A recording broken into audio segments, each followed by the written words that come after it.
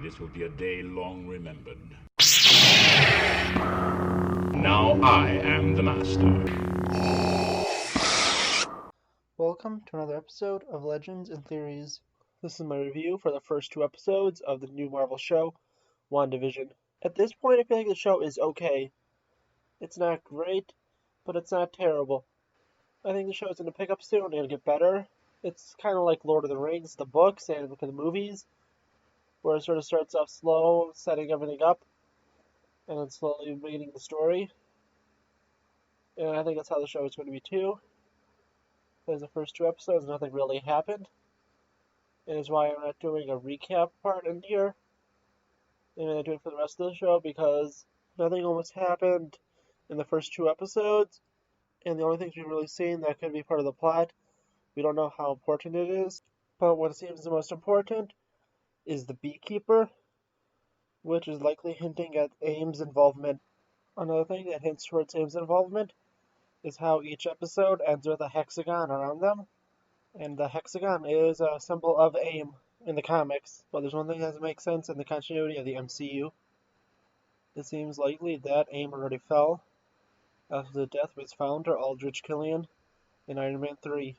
I think a good explanation for this is that AIM was a division of Hydra, since in the TV show Agents of S.H.I.E.L.D., the Hydra agent, John Garrett, was using the Centipede Project, which used Killian's extremis serum to create super soldiers.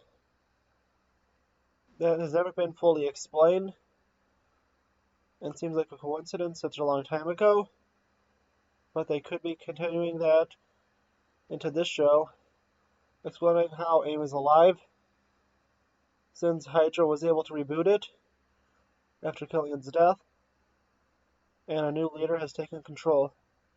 Also, AIM is a big villain from the comics, and new villains like MODOK. Besides that, the only major thing that was hinted at was Wanda reversing time when the beekeeper came. So I think that this is under her control, and AIM is trying to reach her, and possibly other heroes are too, like Charles Xavier, which I predicted in my last theory video about the show. Besides that, I think that really nothing else happened that's important, and I don't know how popular the show will be with everyone else.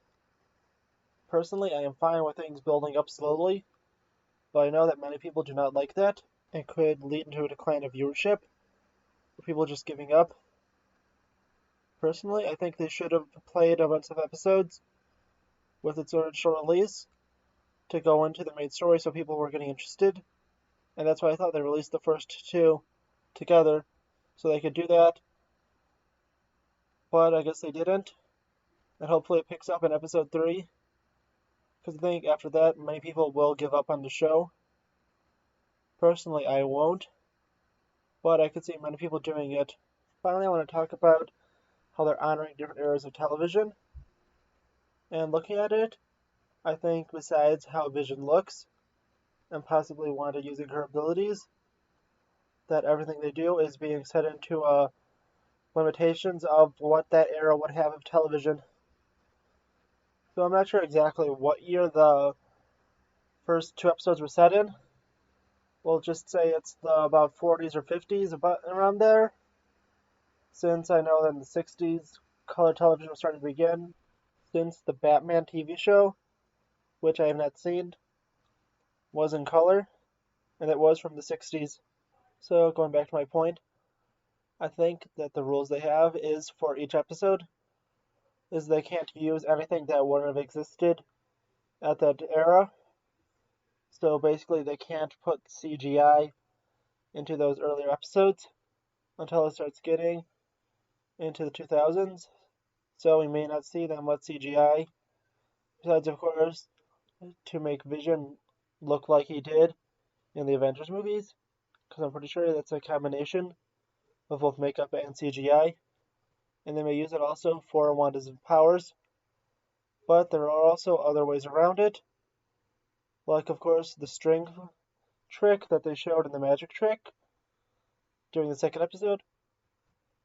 But I think that That's probably a rule they're going by, but I'm not sure about that. Thank you for watching this episode of Legends and Theories, and may the Force be with you.